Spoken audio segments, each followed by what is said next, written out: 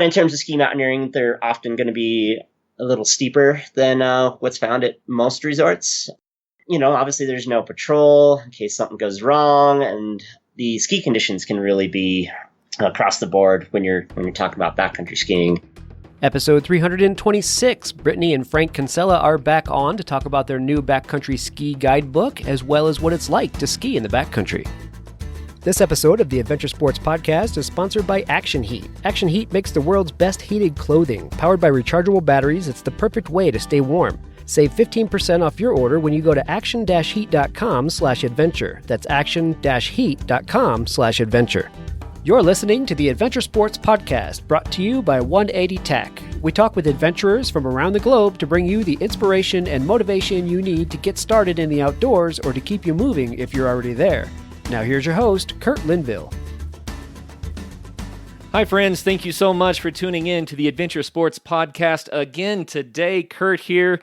I have returning guests, Frank and Brittany Konsella, and this is, I guess, the fourth time to have them on. They're becoming regulars in the program now, which is awesome because they just have so much to share about adventure sports. So their first show was on skiing all of Colorado's 14ers. Amazing show. Go to theadventuresportspodcast.com, click on the episode categories link at the top, and then you can do a Control F to search for all of the shows that they've done, and they're all going to be listed there.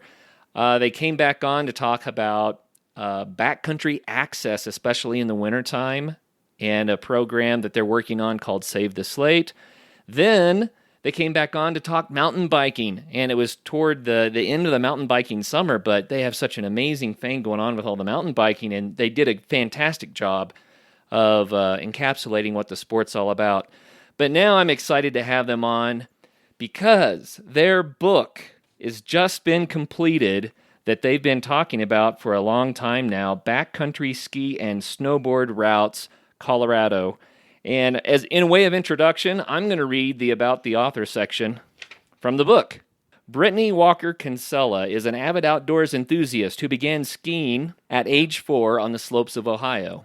In 2011, she became the second woman and the 9th person overall to ski Colorado's 14,000-foot peaks. A former freestyle skiing competitor and coach, Brittany now spends her free time skiing, backcountry skiing, hiking, and mountain biking. Brittany pieces together multiple jobs that allow her schedule to remain flexible to maximize her time outdoors, including website development and tutoring middle school and high school math and science. Awesome. Frank Konsella grew up in Golden, Colorado, and began skiing at age 3.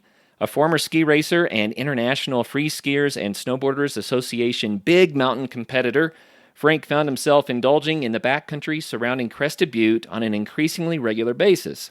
In 2008, he finished his goal of skiing all of Colorado's 14,000-foot peaks, the 4th person to do so. His favorite part about backcountry skiing is the freedom to tackle any line that catches his eye. Frank is a real estate agent in Crested Butte, where he and Brittany make their home. Awesome, guys. I love it. That made the intro really easy. Welcome to the show. Thanks for having us again. So I got to tell you, we're going to be talking about backcountry skiing this show, especially ski mountaineering, right? But you guys told me you had a book coming up, and we've known about this now for, a year?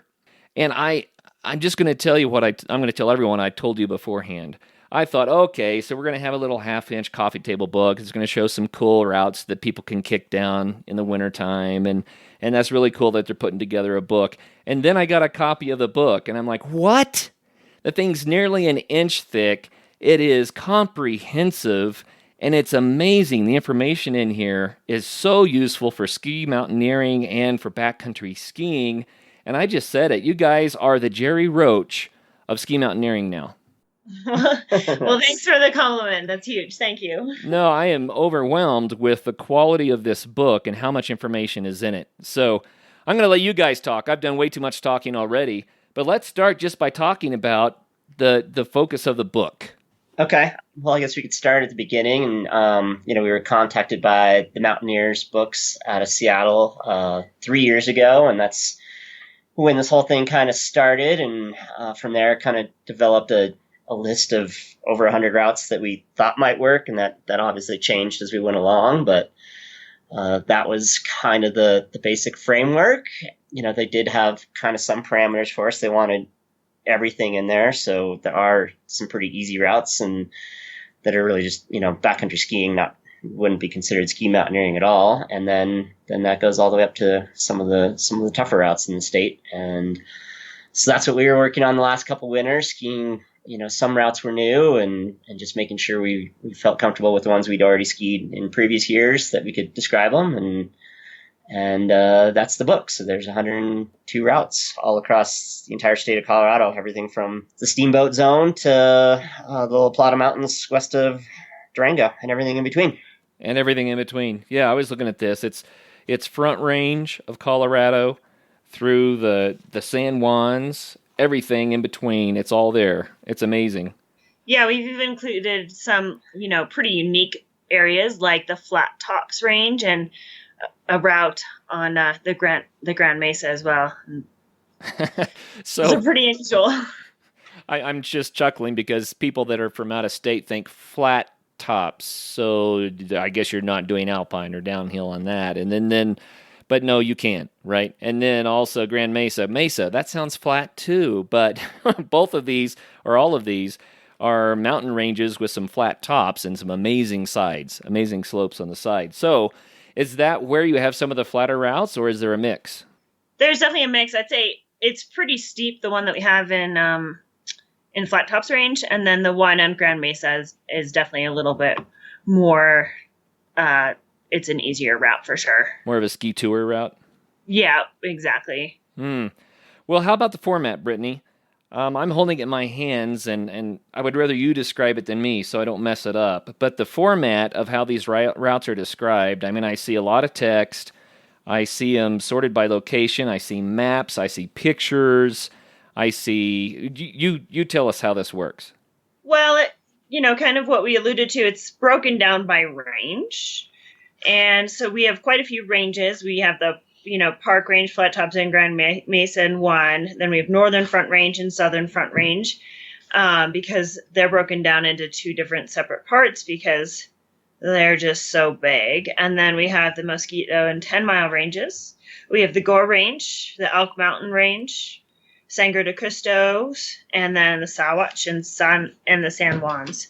So, it's all there, like we said. And then each route is under its respective range, and it begins with the info box, which basically tells you things like starting elevation, the high point of the route, how much vertical gain and loss there is, the distance, and approximate time.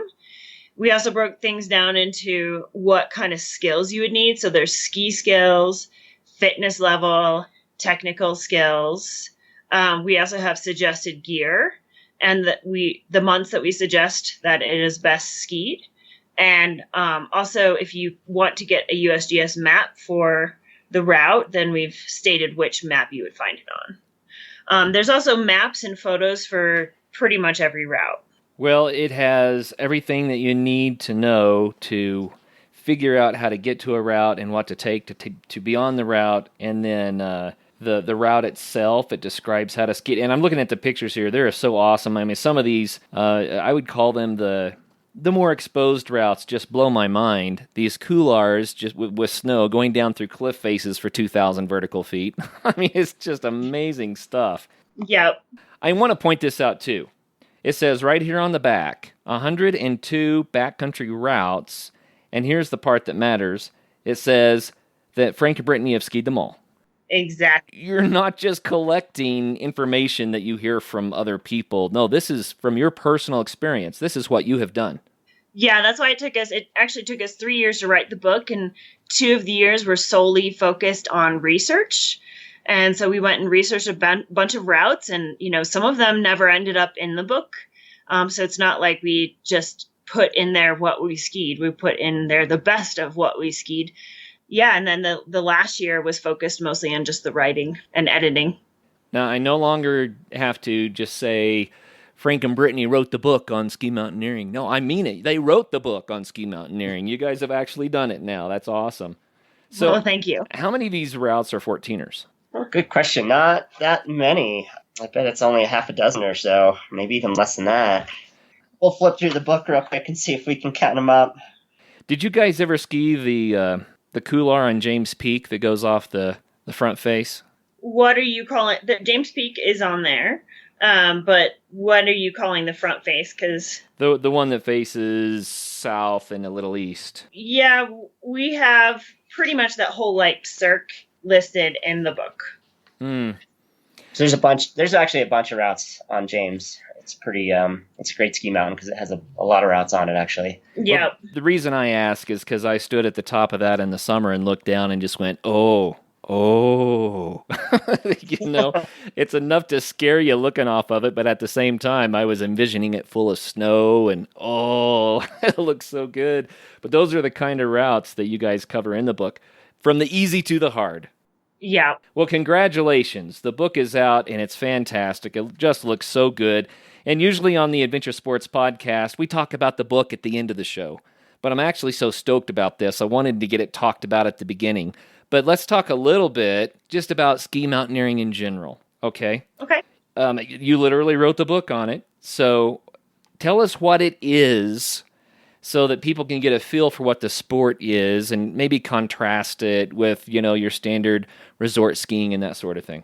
Okay, well, I'll start with the contrast. So most resort skiing will be lower angle than what we would call ski mountaineering, and I think it's important to differentiate ski mountaineering from ski touring. You can go up on Berthoud or Loveland Pass or wherever, and that's more of a ski tour that can be pretty low angle potentially, and that's different than going up 14ers and 13ers and skiing down steep couloirs.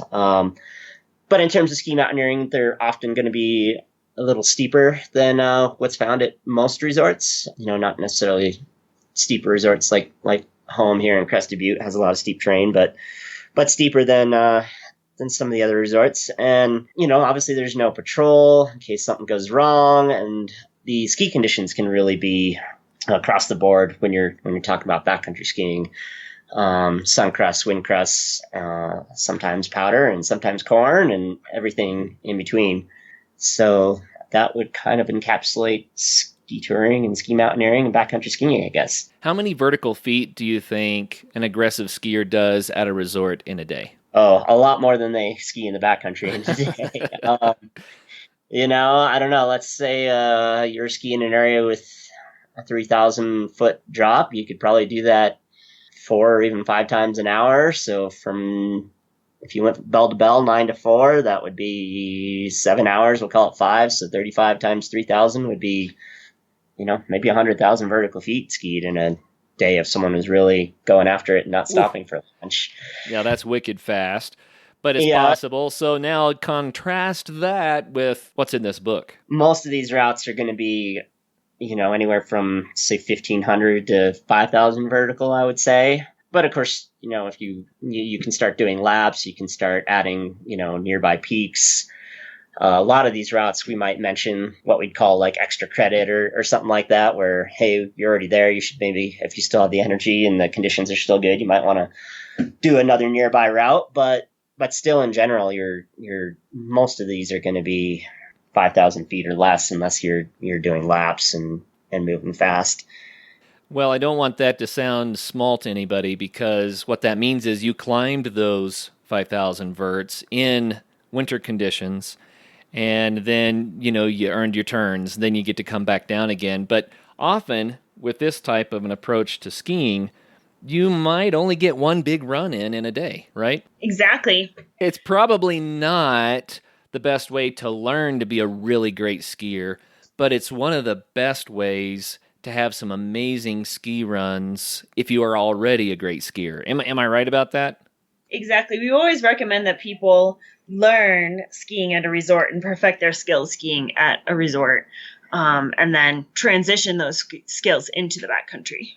Well, Brittany, what kind of skill set is required for the backcountry that may not be required at the resort? You end up with a lot more variable conditions in the backcountry, so you have to know how to handle that unfortunately, the best way to get good at that is experience, and you just acquire that experience by spending more time in the backcountry. But you'll never get good at it if you don't have good foundational skills, which you build up at a resort first. Okay. Those of us who have skied, we know what the resort experience is like. And it's a lot of fun. You're taking lifts up, you're bombing down, you're looking for the new terrain, you're exploring lodges and looking for the POW that's hidden in the trees. You're skiing on groomed trails a lot of the time, or stuff that's skied out by other skiers. The backcountry is really not like that at all. So what makes the backcountry worthwhile? First off, it's really rare skiing inbounds to have a completely untracked top to bottom run, but that's kind of the goal in a lot of backcountry skiing is, not to cross a single other track or even see another track other than maybe your partners that went before you on that same run. So that's kind of the goal. That's like the best day ever resort skiing, and that can happen a lot backcountry skiing.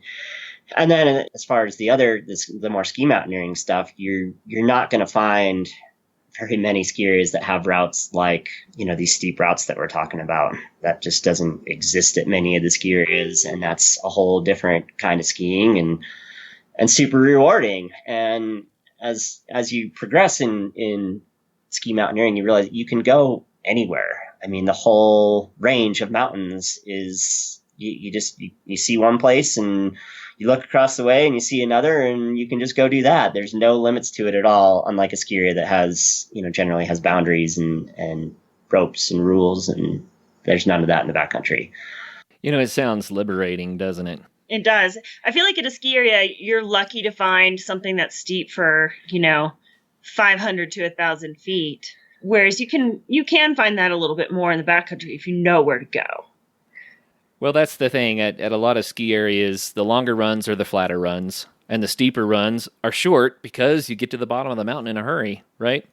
Exactly. There's another side to the experience, which is actually climbing the mountain. So let's talk about that a little bit. How does that add to the overall experience? Go ahead, Brittany. I think it adds, something that you don't get when you're at a resort, because you just earn your turn so much more. It makes every single turn a little bit more rewarding because you're working to achieve pretty much all of your vertical. You get to a point where you learn to appreciate the climb, sometimes even more than the descent. It's about the whole experience, and not so much just about the descent anymore. I think that's really cool. And the reason I say that is it turns skiing into more of the athletic endurance type sport that so many adventure sports kind of parallel. And I think a lot of people that do adventure sports, they get that. They get to the point where they like the big, long climb on the mountain bike because it's a good, healthy burn. It makes you feel alive, right? Yeah, no, that's a great way to look at it. There's a lot to it when you're going up and down, and then there's a whole nother skill set to learn too on the way up. Even on the easy routes, you can be an efficient skinner, or you can be really inefficient and not know how to, do a kick turn and things like that. So there's a lot to learn, and that's not even getting into the more difficult climbing with crampons and ice axes and even ropes on a couple of these routes. So you really do learn mountaineering skills as well as backcountry skiing skills, as well as downhill skiing skills. And I have to throw this out there too. I love being in the backcountry in the wintertime because of just the natural beauty. And you get to capture that in spades.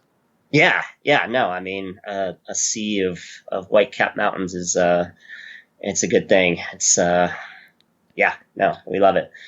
And I think sometimes when you're when you're ascending, you can soak in the beauty a little bit more because, you're obviously going slower than when you're skiing down. So there's definitely a little bit more appreciation of that sort of thing on the way up. Neat. Well, why do you guys do this? Brittany, let's start with you. Why do you ski mountains in the backcountry? What's in it for people? For me personally, I'm always looking for kind of a challenge. With backcountry skiing, there's a lot of challenges. Some of it is just learning to navigate your way through avalanche terrain safely. the other parts of it are just navigation, period. You know, a lot of times we're exploring new areas and we're not really sure where we're going, but, you know, that's the challenge. We're trying to figure it out. And then, you know, I mean, some of it could just even be stepping it up to the next higher line, like, you know, challenging myself by skiing stuff that's steep and steeper and steeper, and, you know, stuff that makes me shake a little. Sure. Let's talk about that just a little bit. It's funny because both of you have mentioned how steep it can be in the backcountry and how the resort skiing, either it's a short steep run or maybe it's not even as steep as, you know, what you can get in the backcountry. And a lot of people that, especially people I think that haven't skied as long, they're still looking at a double black in a ski resort as how would anyone ever do that? But what you guys are talking about is beyond double black. So describe it for us. Yeah, that's a hard one to say. I mean, again, there's going to be a lot of differences. A double black at a skier is generally going to have a lot of moguls, have a lot of bumps on it. Not everywhere, but generally, and of course, in the backcountry, that's not generally going to be the case, hopefully. So it's just a lot different style. But you know, the steep skiing is just, it's fun. It's my favorite thing to do. You know, if you do it, you know, you just know how fun it is to link up turns on something really steep and aesthetic. And I'd rather ski something kind of steep and aesthetic over 25-degree powder slope personally. But a lot of people feel the other way, and they're both fun. Hey, we have a new sponsor on the Adventure Sports podcast. I'm excited about this one. I've been wondering for a long time when active technology was going to be incorporated with clothing to do cool things, and here's an example. This is Action Heat. Action Heat is a line of clothing that actually weaves heating elements into the clothes. It works similarly to how a car seat is heated, except that it runs off a little rechargeable battery pack. And this battery pack can last up to 12 hours on a charge. It can also recharge your cell phone or other devices, so it's multi-purpose. And they have all kinds of options here. Hats, they have jackets, they have shirts, they have socks, they have gloves, they even have undergarments like long johns. Man, they will keep you cozy from head to toe. I can see using this motorcycle riding up the lift at the ski area, watching a ball game. Anytime I need that little extra boost of heat, this stuff really fits the bill. So, Action Heat, you can get it at action-heat.com/adventure. Please do use the /adventure for two reasons. For one, that's how they know that you heard about them from us. For two, it saves you 15%. So how cool is that? Your holiday shopping is done. All you have to do is go to action-heat.com/adventure. Hey guys, I just wanted to take a minute to give a shout out to our Patreon members and members of our ASP member deals site. I want to thank Mandy, Clara, Christy, William, Joseph, Michael, Chris, Jeremiah, Whit, and our newest patron, Eric. Thank you guys so much for your continued support of the show. We really do appreciate it. If you're interested in becoming a patron or a members of the ASP member deals site, you can either visit patreon.com/adventuresportspodcast or members.adventuresportspodcast.com to be a member of the member deals site. So check both of those sites out, and we appreciate your support. Now on with the show.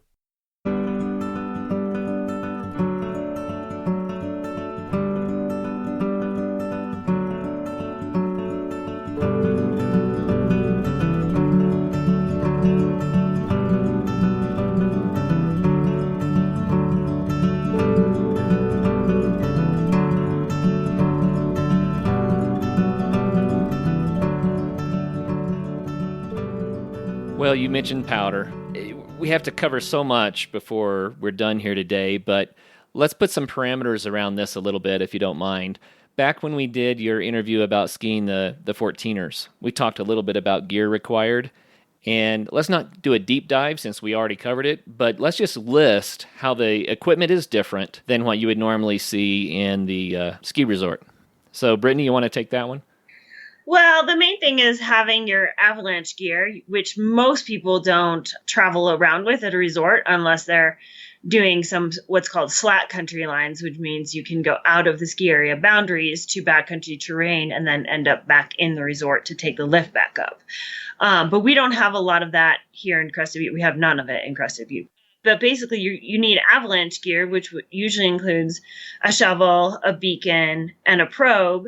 And usually those things are carried around in a backpack. And the backpack is nice because then you can carry all kinds of extra gear. You definitely need to have a lot more layers than when you're resort skiing because you need to shed layers on the way up and bundle up on the way down typically. A lot of times you're wearing your helmet on the descent, but not necessarily on the ascent. So you probably want a different hat to wear when you're going up. You're often wearing things like goggles on the way down, but sunglasses on the way up. So you're almost like carrying twice as much because you need an outfit for the way up and an outfit for the way down. You also need skins, which go on the bottom of your skis and allow you to get grip on the way up so you can glide forward, but it won't let you slide backwards. And then, higher level backcountry skiers, if they're emerging into ski mountaineering, you need things like ice axes and crampons and possibly ropes. And the skis themselves, you use a different style of binding on the skis and even a different type of ski for weight, right? We're pretty similar on the skis as what we like inbounds. We're not quite as focused on weight as maybe some other people are. But, and then the bindings, yeah, definitely they are, they're going to be what's usually called tech bindings. And then the boots need to have special fittings for those tech bindings to work. And there are other systems that can use a regular Alpine boot, but the systems that are best for the backcountry these days are considered tech bindings and tech boots. And so what that means is that you can free the hill for climbing, right, and lock the hill down if you prefer for going down. You could do a telemark style where you go down free hill. Which way do you prefer? We're Alpine touring skiers or AT skiers, so we do lock the heel down. I've done a little bit of tele skiing, but that's not my thing. It's fun here and there, but I haven't done a lot of backcountry with it. I'm just not as proficient at it, if anything else. So if someone loves skiing in the resorts and they've built up their skill level and they want to try going into the backcountry, first they need to buy your book, but then they also are going to have to get some gear. So what will they have to change about their resort setup so that they're ready to go? Well, I would say that actually first, before buying our book, they should probably do an Avalanche 1 course. But then they could buy the book, and then they could start looking at their gear. And that, like Brittany said, you're going to be looking at a beacon, a probe, and a shovel at a minimum. And then you're going to probably need to change your skis, boots, and bindings to a backcountry setup. So you'd be looking at getting a new pair of skis with some tech bindings and compatible tech boots, and then skins. But you could certainly use the same poles that you were using inbounds and the same clothes that you were using inbounds. A lot of times you're going to start looking at lighter, more packable things on that front. But to start, you could certainly use what you were using. That would be the start of it, I think. I think one of the hardest things is knowing what kind of skis you want and what kind of bindings you like. And at that point, we would just recommend that people demo gear. You can demo gear from most backcountry shops. It seems like they have some sort of rental or demo program, and it's just really good to try out different things so that you have an idea of what you want. And then it can be really expensive to jump into. Buying used is not necessarily a bad thing, especially when you're starting out. Oh yeah, I'm sure. So what kind of mountaineering skills do people need to develop? Frank, I'm glad you brought up the Avalanche 1 training. Obviously that's paramount, right, just for safety. But what other skills do people need to have to be able to do this? Our book is so varied, and at least a solid third of it is just backcountry skiing. So at that point, you just need to be able to figure out how to skin up a hill, and you don't need a lot of more mountaineering skills for those routes. But as you progress, and if you're interested in skiing off of peaks, then you're going to need the crampons and ice axe, or maybe a whippet style ski pole. And you're probably going to want really the best way always is probably to hire a guide and do like a course or something of that nature, or if you at least get a mentor who really knows their stuff too, and can teach you how to self-arrest with your ice axe and how to do, there's a lot of different styles of climbing with crampons. There's French technique, which is kind of like a crossover step, if ice skaters would know what a crossover is, but you're kind of keeping your foot flat so you're not destroying your calves, front pointing all the time, which is what it's called when you're just jamming in your toes. And you just need to start learning all those techniques and putting it all together and getting some practice on things with less consequences, and then move up from there. I think when we talked to you guys about mountain biking several weeks back, that one of the things that came out on that was that, you have to invest in some gear at the beginning, but then it's free after that, right? So the upfront investment is there, but then after that, you can go do whatever you want whenever you want. There's no lift ticket involved. And you've got the same thing going with the backcountry skiing. You have to get the right gear in the training up front, but then it opens up just a whole world of adventure that is really quite affordable. Yeah, that's exactly right. I mean, it's really just some gas money to get to trailheads at that point, and the rest of it is free. And of course, you're gonna upgrade or replace equipment as it wears out or breaks or whatever. But those are your only costs going forward once you've got a whole setup started. Yeah, and we all know that upgrading equipment is part of the fun too.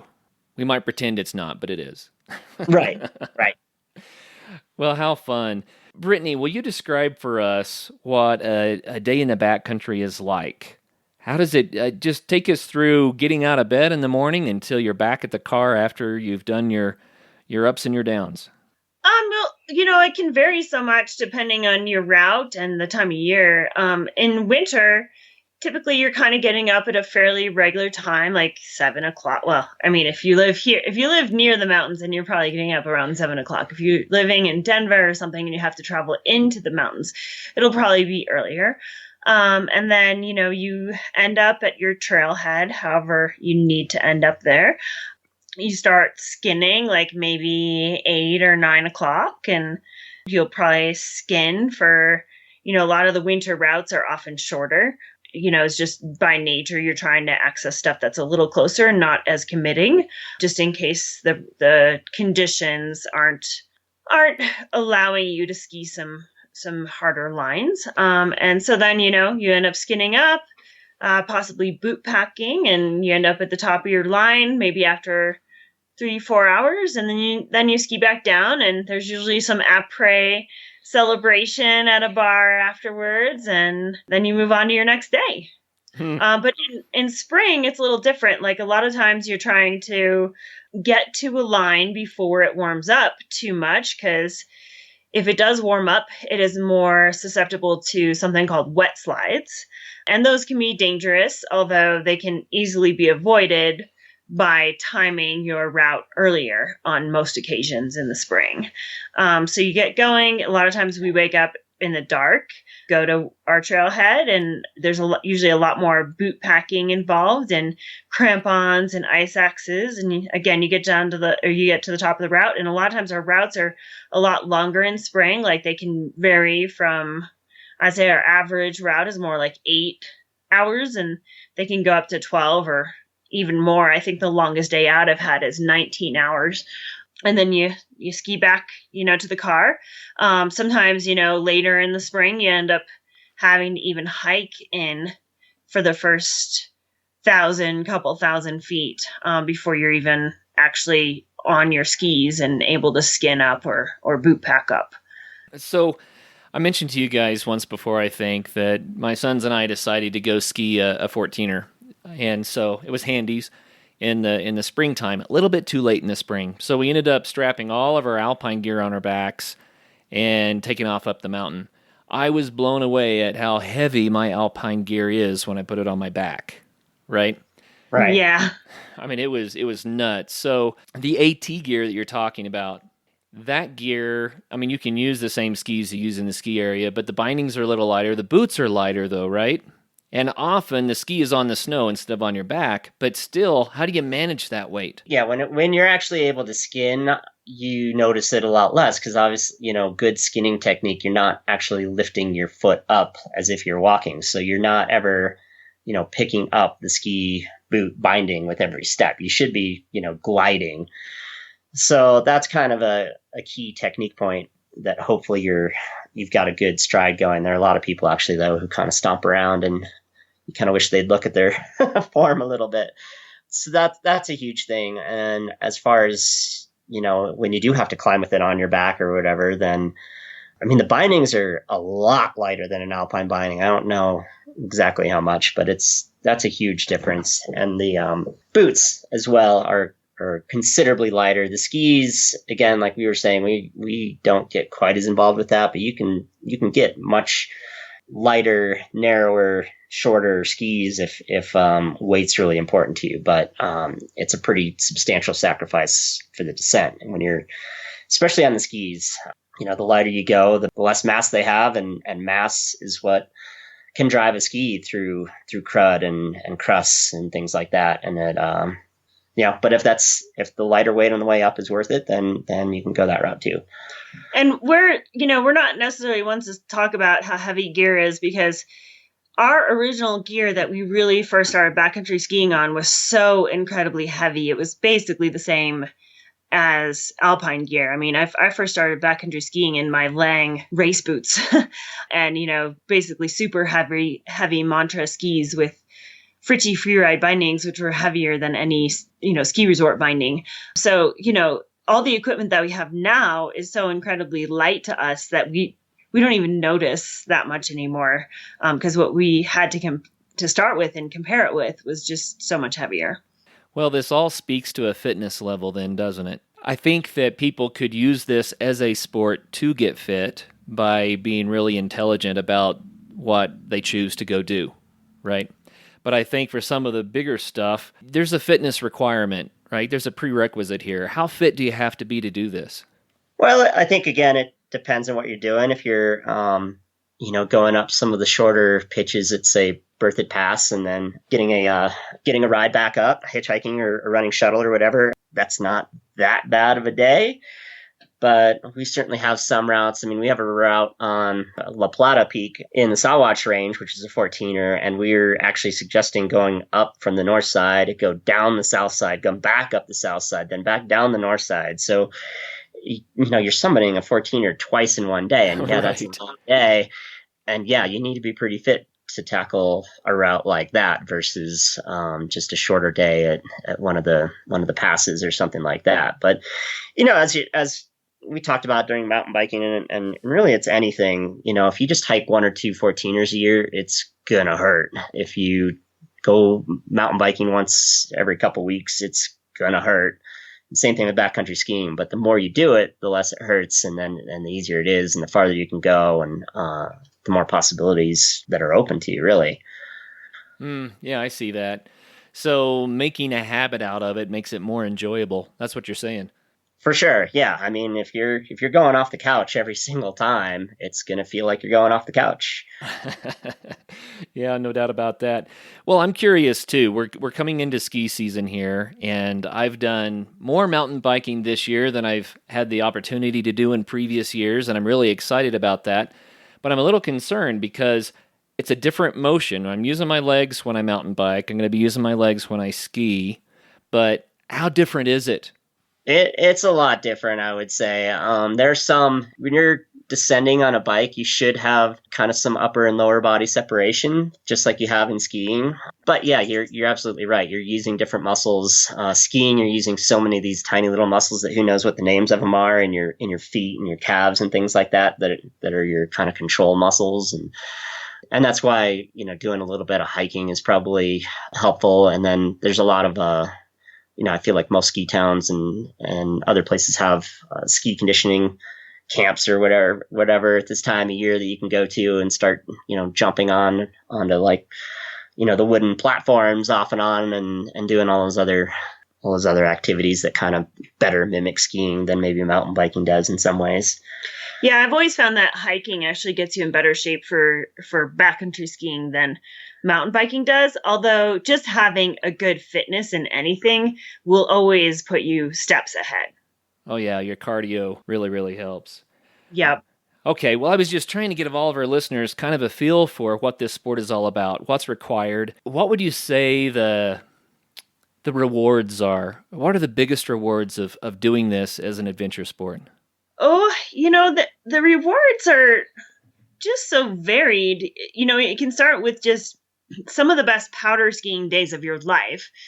And, both of us agree that we actually prefer skiing a really steep line compared to powder skiing, but that doesn't mean that we don't love powder skiing. We still love it. There are countless days that we've had in the backcountry which just have had really, really good powder skiing in some of the deepest conditions that, you think you're never going to have that again, but then you do. And, it starts with just that.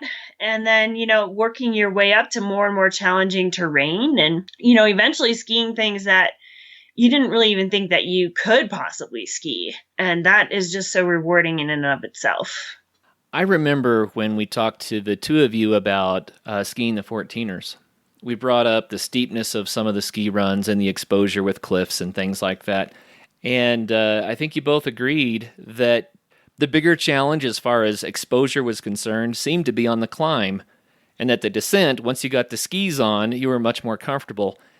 Does that apply to the ski mountaineering on some of the tougher routes in this book too? Absolutely. Yeah, we're still both more comfortable on our skis than on the climb. And what's interesting about that is people that are just learning to ski might be thinking, wait a minute, you just said you are safer in your skis than out of your skis. And that's what you just said. Why is that? It's a comfort thing. I mean, both of us grew up skiing at such a young age, and skiing is almost like walking to us. It's kind of just natural. It's who we are. It's how we slide around on the mountains. When you ski over 100 days a year, it just becomes part of your body. You just have that muscle memory, and you just get so good at it. But, just because we ski 100 days a year doesn't mean that every single one of those are backcountry skiing or climbing harder things either. So our comfort level climbing is a little less than it is skiing. Well, sometimes I see people, I'm just going to say it, there's some people that get in over their heads because they want to point at something and say, dude, I skied that and I didn't die. You know what I mean? Yeah, you see that all the time. What are some cautionary statements about that? Does your book help people to be able to judge between what's potentially going to kill them and not? We do have a rating system, but skiing is, of course, so condition dependent too that, it's not like, if a rock climb is rated a 5.8, it's a 5.8. That's how it is. But a ski route, if you've got hero snow conditions, whether it's corn or pow or whatever, then it's going to be fairly easy. But if you go up there and you drop in and all of a sudden you've got, an inch thick crust and powder underneath, all of a sudden it's like you're climbing a 5.14 instead of a 5.8 or whatever. So to use that analogy, so it's a tough one with backcountry skiing because it is such a changing medium. But hopefully, people will kind of get a feel for how these routes are, and if they do one route comfortably and there's another route that looks fun that's rated the same, hopefully it'll end up being comfortable again instead of jumping past where they maybe should have. Well, another thought that I just had is when the conditions are what they are at the ski resorts, then sometimes, everyone's waiting for the perfect storm to come so they can run to the resorts and enjoy better conditions.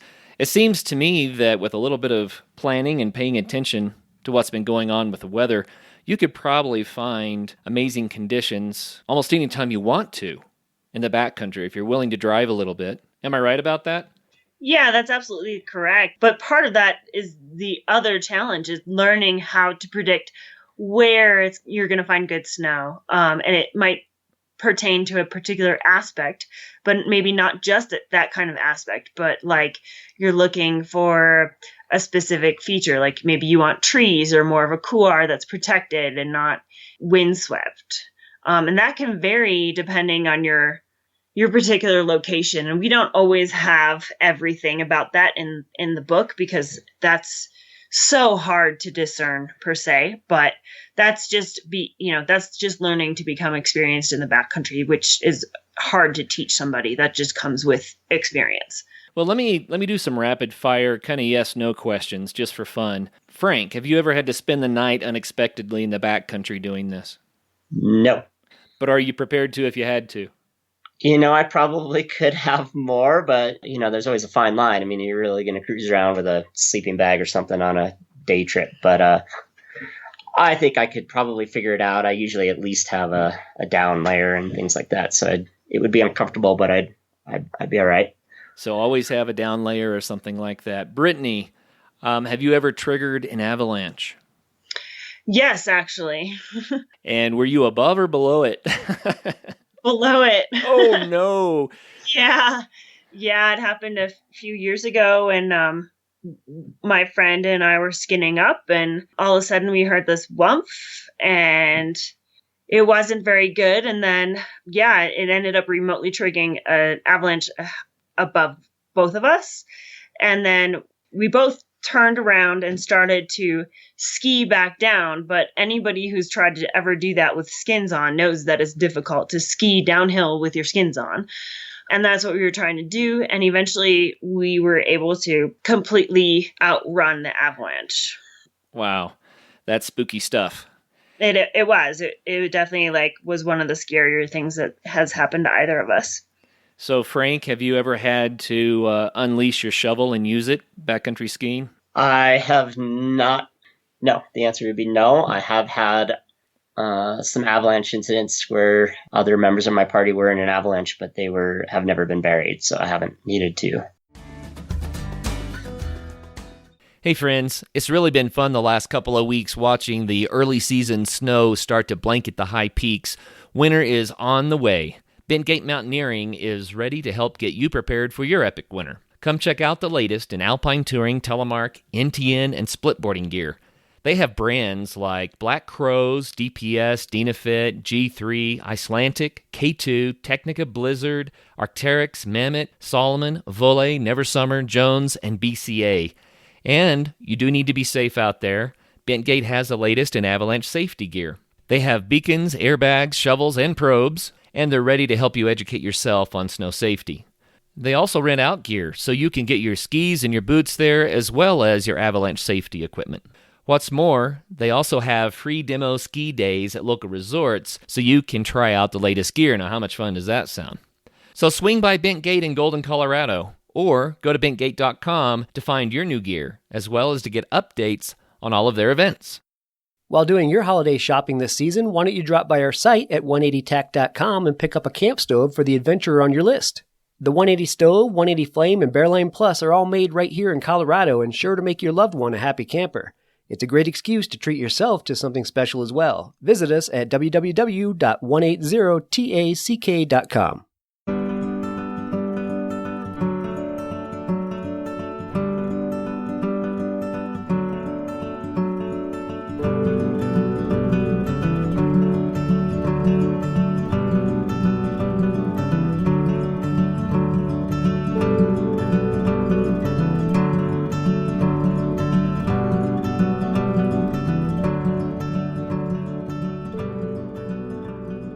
So how frequent and common do you think it is, if you know what you're doing and you pay attention to that, right?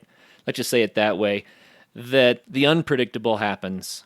How much do we have to worry about avalanches? I guess that's a bottom line. You have to worry about it a lot.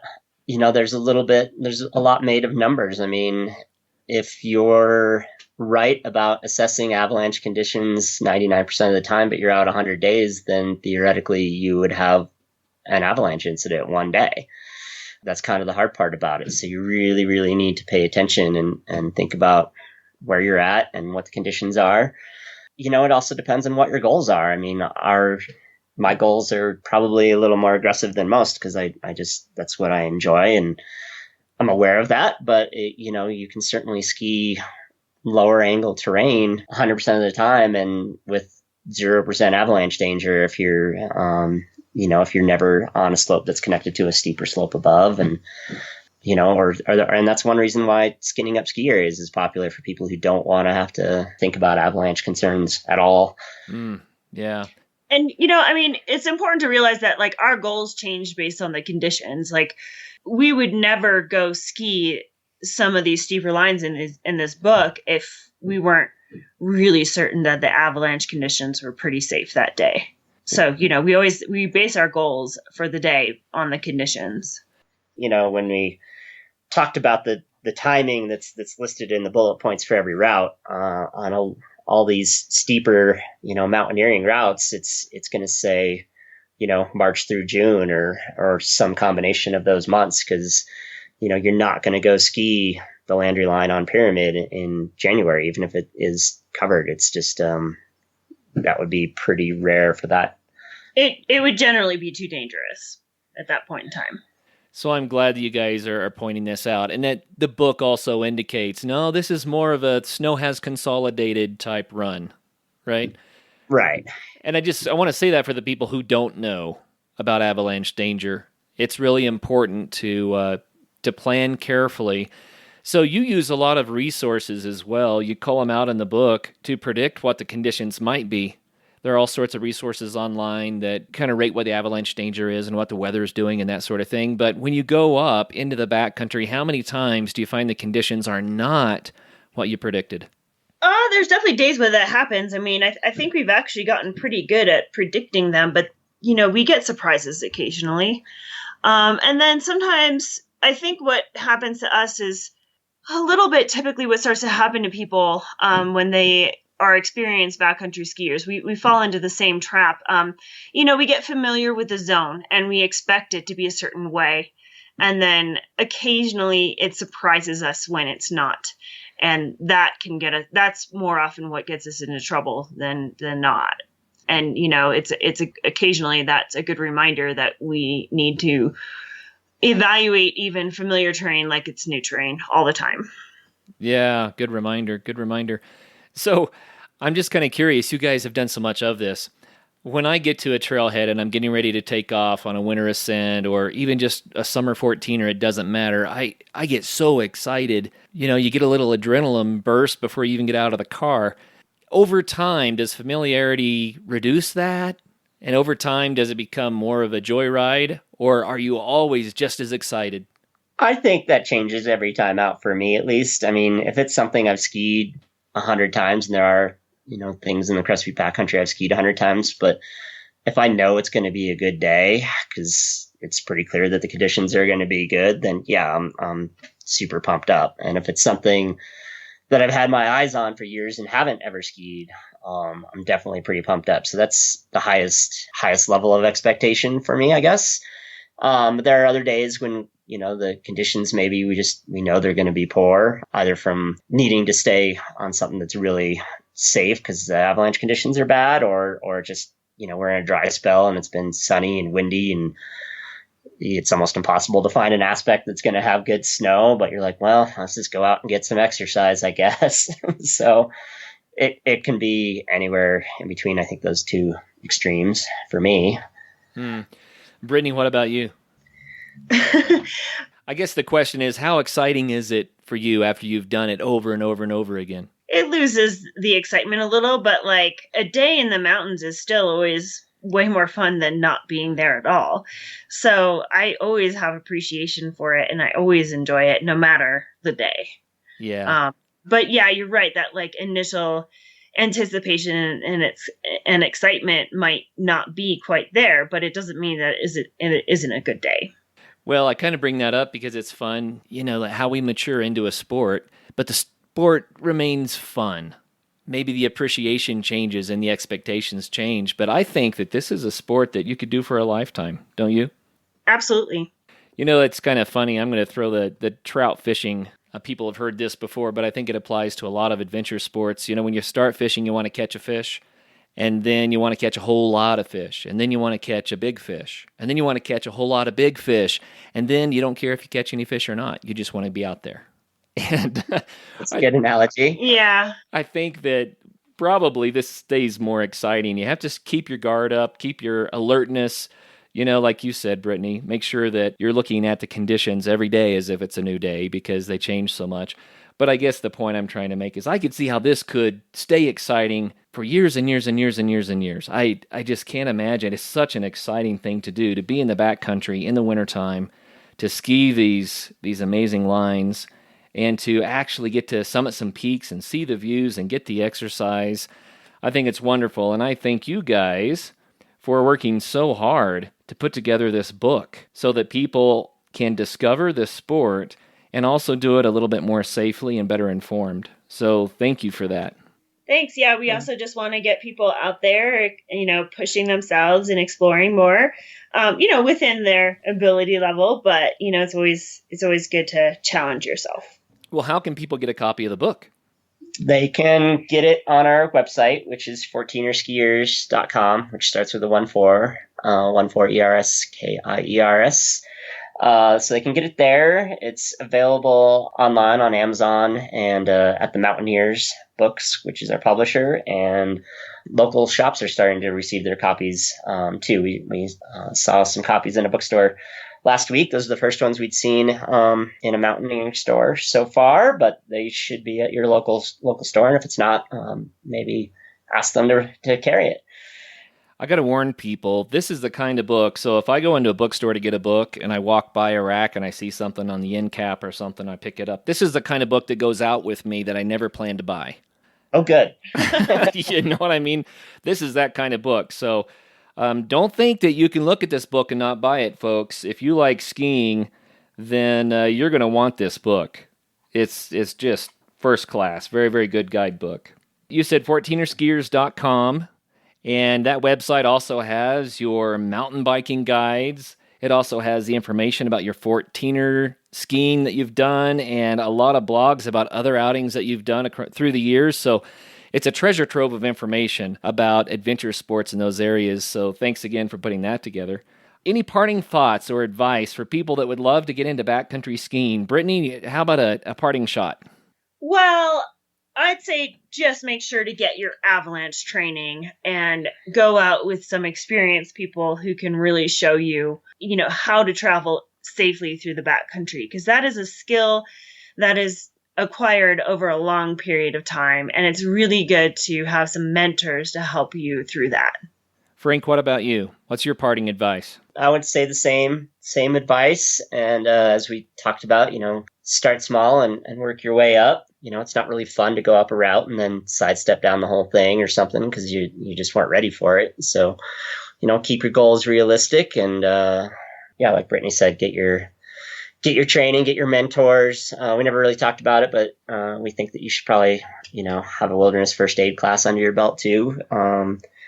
Whatever you're doing, whether it's kayaking or mountain biking or whatever, you really should have some medical training so that your partners, you're responsible. We're all responsible for our partners when we're out there. So you should not only have the avalanche training, but some medical training as well, in our opinion. Yeah. Well, thank you for opening up the world of backcountry skiing to us. We appreciate that. And well, it might sound like I gushed a lot about this book. And I just want everyone to know I didn't gush about this book because Frank and Brittany have been on the show 4 times and I think they're great people. I gushed about this book because they've done a stellar job. And so once again, the book is Backcountry Ski and Snowboard Routes, Colorado by Mountaineer Books, written by Brittany and Frank Konsella. Guys, thanks again, and thank you for being on the Adventure Sports Podcast. Thanks for having us. And for anyone who is interested, we're also be on a book tour for this whole winter, visiting a lot of the other mountain towns and the Front Range. And you can see those dates on our website. There's a tab that says book tour.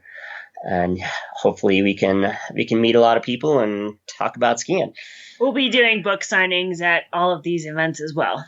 Right on. So go to 14erskiers.com, and there you can find the book tour information, which I assume is going to be updated frequently, so people should check in often. Is that right? Exactly. We're adding more dates all the time. Okay. All right, guys. Well, thanks for your time today. Thank you. Thanks for having us. And for all of our listeners out there, backcountry skiing, you gotta know how to do it safely, but what a wonderful sport and a great way to make wintertime even more fun than summer. Can you believe it? So get out there and have some fun. Coming up on Thursday's episode, we've got Lint Bunting on. He is a triple crown through hiker. I hope you guys enjoyed your Thanksgiving break, and now get out there and have some fun.